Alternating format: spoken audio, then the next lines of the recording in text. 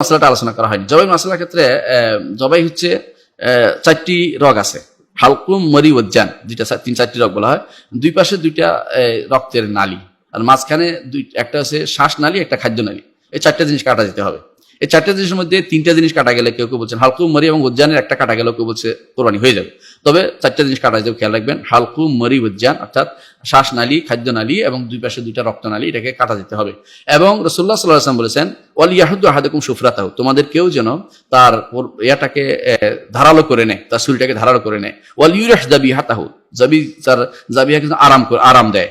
হ্যাঁ, ইন্নাল্লাহ কাতাবাল ইহসানা আলা কুল্লি শাই, আল্লাহ তাআলা প্রত্যেক জিনিসের উপর ইহসান লিখেছেন। ফাইজা কাতালা আহাদুকুম ফাহসিন কিত্তাতা ওয়া ইযা যাবা আহাদুকুম ফাহসিন যিবহা, তোমাদের কেউ যদি জবে করতে হয় সুন্দর করে জবে করো, হত্যা করলে সুন্দর করে হত্যা করো। অর্থাৎ তোমরা যেন কষ্ট দিয়ে কাউকে মেরে না, যেটাই পাশ্চাত্যে করা হয়, তারা গরুর মাথার মধ্যে গুলি করে, সেটা কষ্ট পাইতে পাইতে মরে। আবার কেউ একখান দিয়ে গুলি করে, সেটা গুলির কষ্টে মরে যায়। এগুলি খাওয়া যাবে না, এগুলি নাতিহা, এগুলি আল্লাহ তাআলা নিষেধ করেছেন যে নাতিহা মুতারাদ্দি এগুলির ভিতরে পড়বে, এগুলি খাওয়া যাবে না, এগুলি হারাম।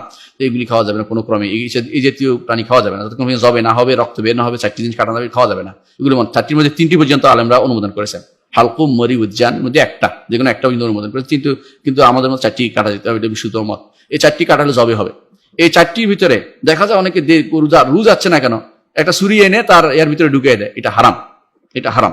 বরং রাসূলুল্লাহ সাল্লাল্লাহু আলাইহি ওয়াসাল্লাম বলেছেন ওয়াল ইউরিহ যাবিহাতাহু, তা সেজন্য তার যাবিহাকে আরাম দেয়।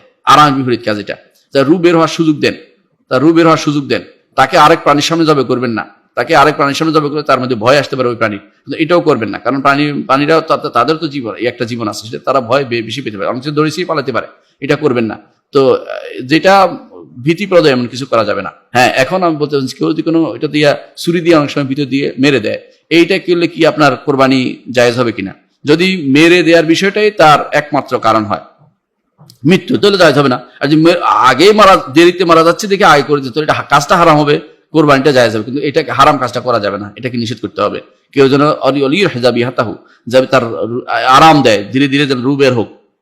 এটাকে আপনি তাকে আরো একটু কষ্ট দিয়ে তার গলার ভিতরে দিয়ে গুঁতো দিয়ে তাকে এই কাজটা করাটা ঠিক হবে না। এটা নীতি বিরুদ্ধ, শরীয়ত বিরুদ্ধ কাজটা, এটা করা যাবে না।